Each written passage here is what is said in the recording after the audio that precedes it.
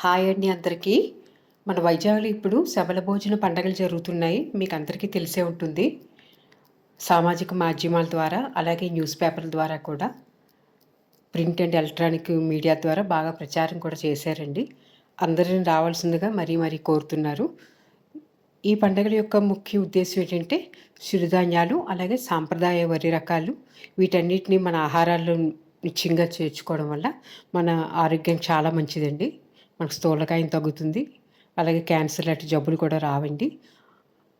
ఆ విషయం ప్రజలందరికీ తెలపడానికి సాంప్రదాయమైన ధాన్యాలను వాటితో దంచిగా చేసిన బియ్యం రకాలతో మనకి భోజనాలు పెట్టి వాటి విశిష్టతను మనకి ఇలా తెలుపుతున్నారండి. ఇందుకోసం సింహాచలం మనం వెళ్ళే రూట్‌లోని సింహాచలం స్వామివారిది గోశాల ఉంది. ఆ గోశాలలో ఏప్రిల్ 1 నుంచి ఏప్రిల్ 5 వరకు చాలా వైభవంగా శబల భోజన పండుగలు నిర్వహించారు. ఏప్రిల్ 5తో లాస్ట్ అండి. ఇక్కడ చూడండి, మన దేశంలో విరివిగా దొరికే దేశవాళీ ఆవులు అండి ఇవి సంతతి. ఇవి చాలా ఎక్కువ పాలు ఇస్తాయి. మంచి వెన్న కూడా ఇస్తాయి. వీటిని ఎక్కువగా పోషించడం వల్ల మనకి పశు సంపద వృద్ధి అవుతుంది. అలాగే మనకి సరిపడా పాలు గానీ, వెన్న గానీ, పెరుగు గానీ వస్తాయి. అలాగే వీటి మూత్రం కూడా, అలా వీటి పేడ ద్వారా కూడా మనకి వ్యవసాయ ఉత్పత్తులు తయారు చేయొచ్చు కదా! అందుకే విరివిగా వీటిని రైతులు పెంచాల్సిందిగా ప్రోత్సహిస్తున్నారు. సాంప్రదాయ పద్ధతిలో ఎవరన్నా వ్యవసాయం చేయాలనుకుంటే ఎలా చేయాలి? వాటి విధానాలేంటి? ఇవన్నీ కూడా తెలుపుతున్నారండి వక్తలు. వ్యవసాయ రంగాల నుంచి, అలాగే ఆహార రంగం, అలాగే సాంప్రదాయ రంగాల నుంచి వచ్చిన ప్రముఖులందరూ రోజు ప్రసంగిస్తున్నారు. ఇక్కడ సభ పెట్టి ఈ విశిష్టతను తెలుపుతున్నారు. ఇక్కడ చూసారా, ఈ ఆవులన్నీ రకరకాలు ఉన్నాయి కదా! వివిధ రాష్ట్రాల నుంచి వచ్చినవి. వాటిని చూడముచ్చటగా అనిపించింది. మనం ఎప్పుడూ చూడలేము వీటిని ఒకచోట. అందుకే స్కూల్ పిల్లలు, కాలేజీ పిల్లల్ని కూడా స్పెషల్‌గా ఇన్వైట్ చేశారు వీరు. వారి ఉపాధ్యాయుల సహాయంతో పిల్లలందరూ వచ్చి సందర్శిస్తున్నారు.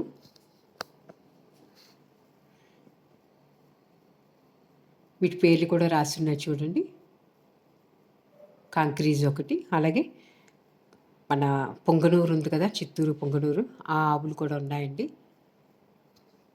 చాలా ఎక్కువగా పాలు ఇచ్చేవి అవిని.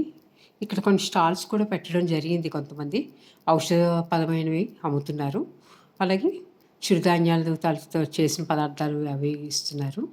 ఈ బుట్టలు ఇవన్నీ కూడా స్టాల్స్ చాలా ఉన్నాయండి. వీటి ద్వారా కూడా మనకు నచ్చినవన్నీ మనం తీసుకోవచ్చు, పర్చేస్ చేయొచ్చు.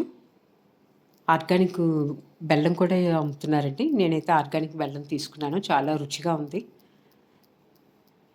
ఇవన్నీ మెడిసిన్స్ అండి, కొన్ని మెడిసిన్స్ దొరుకుతున్నాయి. అలాగే సాంప్రదాయ విత్తనాలు కూడా ఉన్నాయండి. మనం వ్యవసాయం చేసుకోవడానికి సరిపడా మిద్దె తోట మీద వేసుకోవడానికి వ్యవసాయ విత్తనాలు. చూసారా, ఇవన్నీ విత్తనాల స్టాల్సు.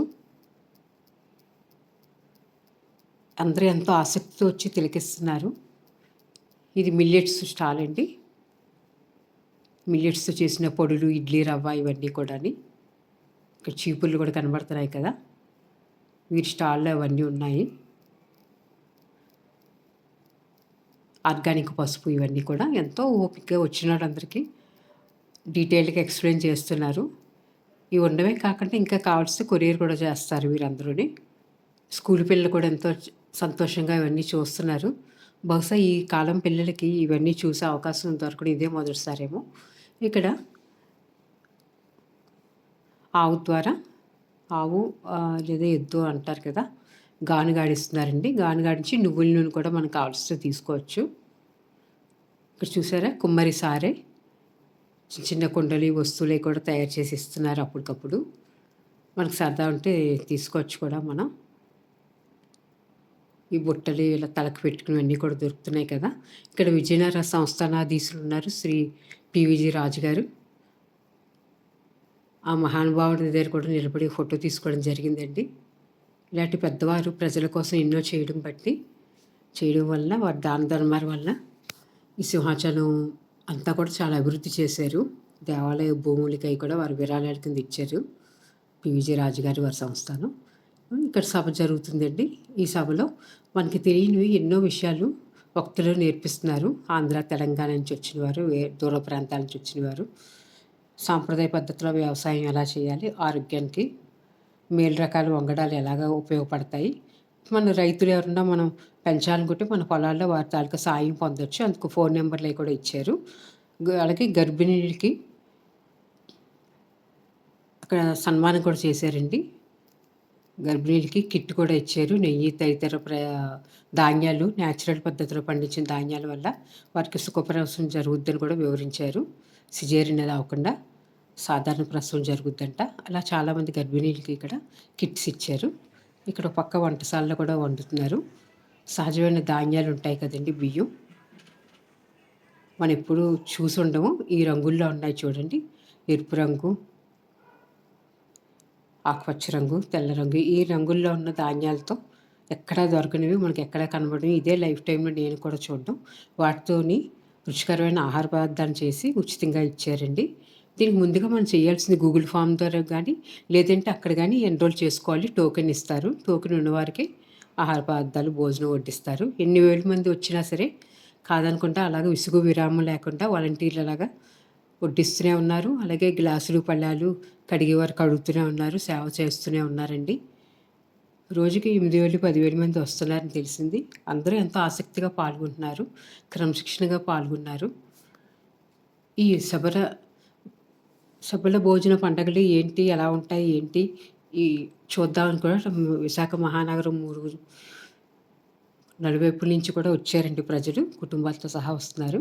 ఇక్కడ చిన్న లేత మామిడి తోట కూడా ఉంది గోశాలలోని. ఇక్కడ చూసారా? ఎక్కడ ఎవరికి ఇబ్బంది లేకుండా వాటర్ క్యాన్లతో వచ్చాయి ట్యాంకర్లతోని. ఇక్కడ ఇండికేషన్ ఈ గోశాలలోని మనం చూడడానికి ఏంటేంటి ఉన్నాయి అవన్నీ కూడా ఇండికేటర్ అండి ఇక్కడ. తప్పకుండా మీకు అవకాశం ఉంటే రేపు వెళ్ళండి. రేపే ఆఖరి రోజు. మన ఆరోగ్యం ఎలా పెంపొందించుకోవచ్చు. మన వ్యవసాయం మనకు పొలం ఉంటే ఆ పొలంలో ఈ ధాన్యాల్ని ఎలా వేసుకోవాలి వారి సాయం కూడా అందిస్తారు. స్వయంగా వచ్చి మన పొలాన్ని చూసి అవన్నీ కూడా మనం నేర్చుకోవచ్చు. వారి సాయం అర్థించవచ్చు. ఎంతో విజ్ఞానాన్ని కూడా పెంపొందించవచ్చు. ఇక్కడ చూసారంటే ఇక్కడ అందరూ చేతులు కడుక్కోవడానికి అన్ని ఏర్పాట్లు చేశారు. నిరంతరం మంచినీటి సదుపాయం అందింది. అలాగే అందరికీ ప్లాస్టిక్ని యూజ్ చేయకుండా స్టీల్ గ్లాసులు, స్టీల్ పళ్ళాలని అందివ్వడం జరిగింది. చాలా గొప్ప విషయం కదండి. ఇక్కడ ఒక మేడం కూడా సభలో చెప్పారు. ఏ ఫంక్షన్ అయినా సరే వారి తాలూకా కనుక ఫోన్ చేస్తే ఉచితంగా స్టీల్ పళ్ళాలు, స్టీల్ గ్లాసులు అందిస్తారని చెప్పారు వారి సంస్థ తరపున. మనం తీసుకెళ్ళి మన ఇంట్లో ఫంక్షన్లకి తిరిగి జాగ్రత్తగా శుభ్రం చేసి మళ్ళీ వారికి అప్పజెప్పొచ్చు. చాలా గొప్ప విషయం కదండి. తప్పకుండా మీకు అవకాశం ఉంటే ఏప్రిల్ 5న రేపు తప్పకుండా చూడండి.